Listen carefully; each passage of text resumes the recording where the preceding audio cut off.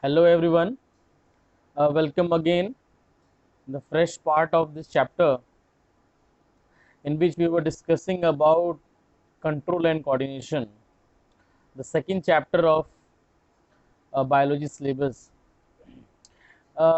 It's very important for us that we should know about how all the organs are working together, how they manages to work various types of process which is going on in our body that can be done accurately and with high efficiency. So, in my last class, we have discussed about the phytohormones, right? In which we have seen that how these plants manages to work on various types of stages due to which they take part in the growth of the plant, right? The three very important part we have seen about the cell division, cell enlargement, and cell differentiation. These are the three aspects for growth of plant, right? So the basic things which going to takes place is that one by one we'll see. In our last class we have seen these five types of hormones. Okay, so quickly we'll have a quick revision for these hormones. These are the auxins, gibberellins, cytokinins, abscisic acid, and the ethylene.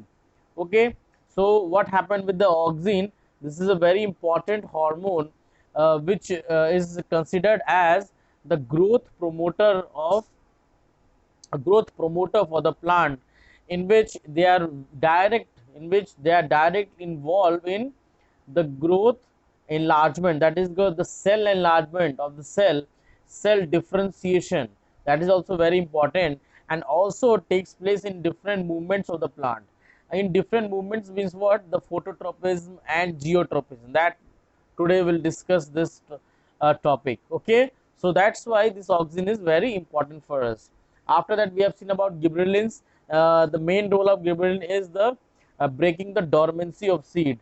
We have seen dormancy means the inactive stage of the plant, in which we have to see this how this can be activated. Okay, after that cytokinins, basically this hormone is very important for, especially very important for the cell division part. Cell division means how they divide these cells. Okay, kinins means the division of the cell. Okay, so in which we have also seen that they helps in the opening of stomata also. They are also a growth promoter. Okay, you can see here in this diagram where we have these are the pictures which is taken for the tissue culture. I will study tissue culture in a reproduction chapter, in which we have to see this, that how this shooty plant converts into this callus, and after that they converts into root with the help of this cytokinins. Okay, cytokinin hormone is very essential for the formation of callus or the repetitive division of the cells. That's why it's very important. Okay, after that we have the abscisic acid. Abscisic acid means these types of acids which are known as the growth inhibitor, in which they helps us in inhibiting something. For example, they helps in the closing of stomata. Just for example, if the stomata remain open, then what will happen? All the water which they have transported from the soil, they easily gone. So they have to close the stomata at the right time.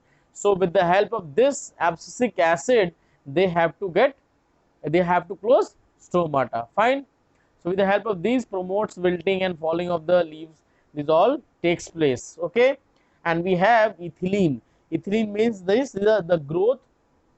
This is a growth inhibitor also, and very important for the ripening of fruits. Ripening means that the fruit which is going to be what? They helps in the ripening of fruit. Okay, opening of flowers, and of course the abscission of leaves. So that is why it's very important. Okay, so till in the my last class we have completed till the functioning of ethylene. Now in a conjoint, what do you mean by the plant hormones? Understood? What do you mean by the plant hormones? Plant hormones are what? Actually the functions of plant hormone. These are the functions, actually all the different functions of different plant hormones we have accumulated at this slide only. Okay, so what are the functions? The main function is that the germination of seed. Okay, how the seeds germinates, breaking the dormancy of seed is very important here. Gibberellin helps us. Growth of root, stem and leaves, again auxin hormone takes place here. Movement of stomata, opening means who helps in the opening of stomata? The cytokinins, and the closing is abscisic acid. Flowering of plants, again the ethylene hormone. Ripening of fruits, ethylene hormone. And the plant movement, of course, the auxin hormone. Okay, so with the help of these hormones, we actually we see that how they helps in the growth of the plant. So this is the first part of the plant hormone. Okay, so the plant hormones, they directly involved in the growth of the plant. Now we move to the plant movement, how plant moves. Okay, moves means at that their place only how they move. So this is very important, that what do you mean the plant movement, right? So that we can define this, the plant movement, it is the movement of the plant part are usually caused by unequal growth in two regions. This is unequal growth in the two regions by the action of plant hormones under the influence of stimulus. This is very important. Plant moves under the stimulus only. So this stimulus should take place, then only the plant moves. Okay, so the triggering point of this movement is this stimulus, and depending on the stimulus the movement takes place, how the movement will be. Okay, so the movement in any part of the plant is usually a growth movement. Okay, some movement are not growth movement, but almost all movements are known as the growth movement. So there are two types of movements, for example the tropic movement and the nestic movement. So one by one we'll see here. Again, what do you mean by the movement? It's the movement of the part of the plant which is unequal growth. Okay, it's an unequal growth, not calculated or proper growth, because this happened due to the stimulus, and we don't know that when stimulus happens. That's why it's known as the unequal growth of the hormones, and with the help of hormones only. Without hormones they won't work, right? Okay, now the first one is the tropic hormone. What do you mean by this tropic hormone? So by the name only we can know a growth movement of a plant. It's a type of growth movement, right, of a plant part in a response to an external stimulus. We need a external stimulus in which the direction of stimulus determines the direction of the response. We know that from where the stimulus take place, okay, at that direction only this plant moves. So this is called the tropic movement. Understood? Okay, now this growth movement is known as the directional movement. Why is it so called? Why it is called the directional movement? Because the movement of the plant goes to the direction of that particular stimulus, from where this stimulus happens. So this is why it's important. Understood? Now if the growth or movement of a plant part is towards the stimulus, it is called the positive tropism. What do you mean by? For example, if the stimulus takes place from the upper side, the movement should go to the upper side only, not to the other side. If it goes to the upper side only, this is called the positive tropism. Okay. Now after that, if the movement of the plant is away from the stimulus, okay, for example the plant is not going to move upper side, it goes to downside, so this is called the negative tropism. So we can easily identify this, that this is a type of positive or negative types of tropism. Understood? First point, the tropic movement is a response of any external stimulus. Number one. Second point, it is a growth movement. Number three, the stimulus actually decides from which direction the response should go. That means it decides the direction of the movement. Okay, if the direction goes to the stimulus, this is called the positive trapeze, and if the direction is not going to the uh, particular stimulus or the opposite side is going, this is called the negative trapeze. Understood? Okay, now this is called the tropic movement. Now we have different types of movements. One by one we'll discuss here. The types of movement is the light, for example.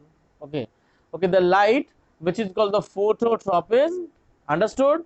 The gravity, called the geotropism. Fine, geo means the geographical of gravity. A chemical tropism is called the chemotropism, from the help of chemicals. From water, this is called the hydrotropism, towards water, right, towards gravity, and towards touch is called the thigmotropism.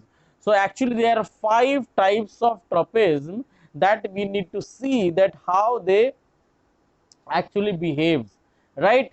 So these are phototropism, geotropism, chemotropism, hydrotropism, and the last is the thigmotropism. So this is the 5 types of tropism. So one by one we'll discuss here. The number one is the phototropism. Now what do you mean the phototropism? So by the name only, phototropism. So generally you have seen that the shoot part of the plant always moves towards the sunlight. Why it happens, right? Actually, the first logical reason coming in our mind that they need sunlight because for the photosynthesis, right? But this is the logical answer. But one more thing happens there, that through light they attract together. Okay, they need sunlight for the photosynthesis, but apart from this they actually attract to the lights also. So if you put any plant, okay, in a dark room, okay, and if they find any light which is coming from any corner of the room, then the shoot will move towards that corner from where the light is coming, right? That is called the phototropism. Okay, so by definition, what do you mean by the phototropism? This is the movement of the plant part in response to light, is called the phototropism. Okay, after that these plants need sunlight, so the stem or shoot responds to the sunlight by growing towards it. So how they will go? It's not a magic that they can simply go to the sunlight because they are attracted to it. They have to grow, they have to enlarge, okay, they have to lengthen their size. How they lengthen their size? Without growth, not possible. So they have to grow towards the sunlight or any light coming towards them, right? So this is the phototropism. Okay, now this how this phototropism happen, that we'll see here with the diagram. See, the main role for photosynthesis is, what is the main role? The main role of photosynthesis is the auxin hormone. Okay, and we know that auxin is found where? In the tip of the plant, right, in the apical meristem. So see here, this is the diagram where we can easily show this is the bending of the plant where they are going to move towards the sunlight, right? This is the response. How this response? See, generally what happened is, when auxins are distributed uniformly, see here, so when they have to move, they have to produce more auxin for bending of the light. Understood? See here, these auxin molecules are present here, right, and they are uniformly present there. But when they have to elongate their cell, elongation means they have need to grow their cell, then what will happen? All the auxins are going to repel from that light and coming opposite of the sunlight. So they gathered here, and with the help of these concentration of auxin hormone at that place helps them to growth, okay, or cell elongation takes place here. One more diagram from we can show here. So this is the light which is the plant is erected here, and just see this oxygen is present uniformly distributed in all parts of the plant. But when the sunlight is here, so what they happen, when the sunlight comes together towards the plant, then all the oxygen collects in the shady part opposite of this sunlight, because they repels from here. So wherever the oxygen hormones are concentrated at that place, then there will be a grow faster at that place. This is important, that how these hormones are accumulated at a particular point. Understood? Okay. So this is how this hormone works, and this works for other stimulus also. Understood? After that we have geotropism. Okay, by the name only, geotropism means what? Geo means it's a gravity. So who is attracted to gravity? Actually everything is attracted to gravity, but here why only this roots are going inside the earth, not this plant? Okay, because not this shoot, because the shoot is attracted towards the sun, because they have to get light for photosynthesis, but the roots need water and minerals. That's why they are going inside the earth, right? That towards the gravity. So here we have two types of geotropism. We can see here, this is the positive geotropism, because they are going towards the stimulus, because they are getting gravity from the inside. And here this is the negatively geotropism. This negatively geotropism means what? Means again they should go inside the earth, but due to the lack of light from in the earth, so they are not going inside the earth, they are attracted towards the sun. Okay, so this is called the geotropism, the movement of the plant parts, plant roots towards the earth, and that of the stem away from earth, both are called the geotropism. Understood? So this is how it takes place. Understood? Now after that we have what? The chemotropism, right? Now by the name only, chemotropism means attraction towards the chemical. So how they are? So with the help of these chemicals, actually the growth of a plant part, wherever any growth which is stimulus to a particular chemical, this is called the chemotropin. So the best example for us is this, the diagram of the carpel, which is the female part of a flower, right? So here what happened, the growth of pollen tubes totally attracted to a substance, a chemical called sugary substance as a stimulus. They attracted towards particular sugar or a stimulus. So with the help of this attraction, this pollen tube forms. So initially what happened, the interaction of pistil and the pollen, this is called the pistil, and the pistil have three parts, the carpel, the stigma, the style, and the ovary. Okay, so whenever the pollen grain attracts with the help of pollination, they sticks here, and here at that place they releases some sugar substance, so that the pollen grain should get a correct way to move to the ovule, to move to the ovary, inside the ovary. So they releases that type of sugar substance. With the help of that sugar only, a pollen tube starts growing at the time, and they grows until they reaches to the ovule. So after this reaching, they make a way for the pollen grain or male gametes, so that they go inside, and the fertilization process for the takes place. That's why chemotropism is very important for us. Okay, now moving to the next, that is called the hydrotropism. That what do you mean by the hydrotropism? Actually it is the roots of plant. Okay, hydro means water. So actually it's the roots of plant away always go towards water, and even it means that the going towards against the pull of the gravity, means here this is also example of negative geotropism. Okay, so here what we need to see means that the root grows in the direction of source of water to obtain water. See here, the plant is not getting proper water here. Okay, and if you put a water which is porous in nature, some water contains coming outside, and here it is sand. So the roots should go to the water only. This is called the hydrotrophic curvature they are making, so that they get amount of water. So they are not going inside the earth, they are going towards the water. So this is example of negative geotropism and a positive hydrotropism. So since the one more point, since the roots always grow move towards the water, okay, that's why I call the positive hydrotropism. Okay, so like this hydrotropism takes place in which the roots always want water from the soil. If they are not getting water, then they have to move to somewhere else where they get water. Understood? For example, the cactus plants having deep rooted system. Why they need a deep rooted system?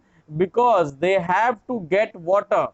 Okay, that's why the adaptation for any cactus plant is the deep rooted. That's why they are getting water from deeply from the soil. Okay, now after that we have the last one is the thigmotropism. What do you mean by the thigmotropism? Thigmotropism means what? Actually, the thigmotropism is the attraction towards touch, towards touch. So what happened there is a directional response. It's a directional response of the plant to touch of the object. Okay, and how they have some adapted form like tendrils. With the help of these tendrils, they climb the plant, they wrap the plant, and then only they get support from there. Okay, so this is the example for that. And one more thing we can see here, that tendrils are positively thigmotropic, okay, towards the touch and all. So this is example of a cucumber, or we can say any other climbers plants, where they have to get support from any that substance which is hard and strong, and we have to put that plant at that place only, so that they can easily get from that. One more example here, that is the thigmotropism from the Karela and all. Karela, bitter gourd, with the help of grapevine, passion flower. Okay, we'll discuss this in the next topic also. Okay, so for this class till here we have completed about the tropic movement. In my next class we'll complete with this nastic movement, some other movement also. Okay, so till then, goodbye.